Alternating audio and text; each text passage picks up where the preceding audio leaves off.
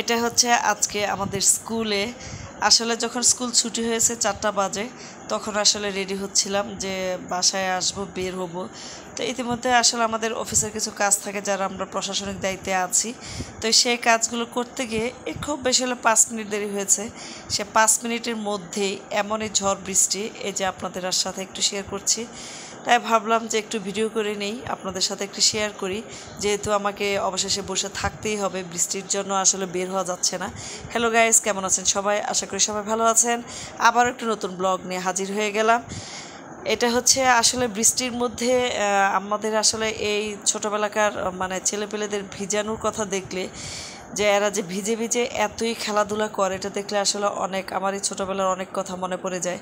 ইনি হচ্ছেন আমার একদম কি বলবো, আমার স্কুলের একদম আমাদের নীলুফা আপা, যা আমরা আসলে সবাই চলে আসলো। আমাদের 3-4 জনের অলরেডি স্কুলে থাকতে হয়, যে কোনো কাজে, যে কোনো জরুরি কাজে। আমাদের হেড স্যারও আছেন, হেড স্যার অবশ্য অফিসের ভিতরে। উনি হচ্ছেন আমাদের সীমা আপা। মানে এই 4-5 জন, মানে আমাদের কোনো কাজ করতে গেলে আমাদের দেখা যাচ্ছে যে স্কুল টাইমের পরেও থাকতে হয় স্কুলের কারণে, স্কুলের কাজের কারণে। তো এই অবস্থা, তাই ওনাদের সাথে আসলে একটু গল্পগুজব করতেছিলাম, একটু ভিডিও করতেছিলাম।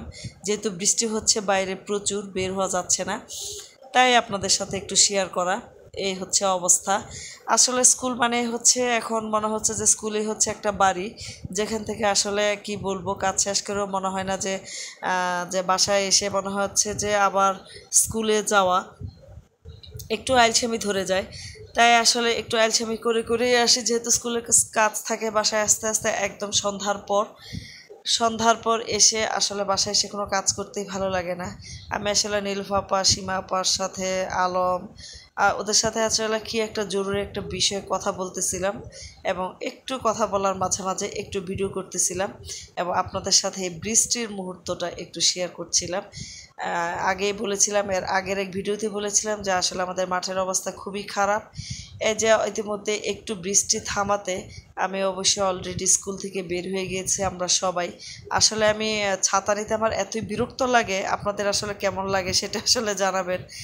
ছাতাটা ব্যাগে বিয়ার করে নিতে, ক্যারি করে নিতে, এবং হচ্ছে মোট কথা ছাতা ব্যাগে থাকলেই আমার মনে হচ্ছে যে কি একটা অশান্তি অশান্তি মনে হয়। এ হচ্ছে অবস্থা। তাই একটু বৃষ্টি ছাড়ার পর কোনো রকমে বের হলাম। বের হয়ে এই যে রাস্তার পানিটা আসলে দেখাচ্ছি, এই যে মনে হচ্ছে আসলে শহরে একই অবস্থা। একটু বৃষ্টি হলেই মনে হচ্ছে যে হাঁটু সমান পানি হয়ে যায়।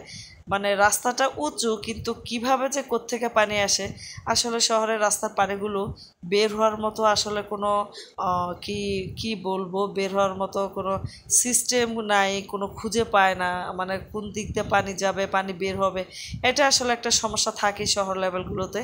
এ হচ্ছে অবস্থা। তা এইটা হচ্ছে যেটা আমার আসলে নিত্যদিনের কাজ, যে স্কুল থেকে আসার পথে যে আমার এটা হচ্ছে সুপার মল শপ যেটাকে বলে, সেখানে আসলে সব কিছুই পাওয়া যায়।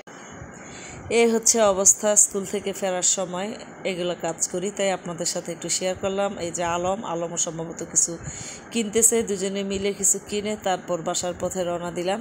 আমার এই ব্লগটা যদি ভালো লেগে থাকে অবশ্যই আপনারা সবাই সাবস্ক্রাইব করবেন, ফলো দিবেন, লাইক করবেন, শেয়ার করবেন। সবাই ভালো থাকবেন, সুস্থ থাকবেন। আল্লাহ হাফেজ।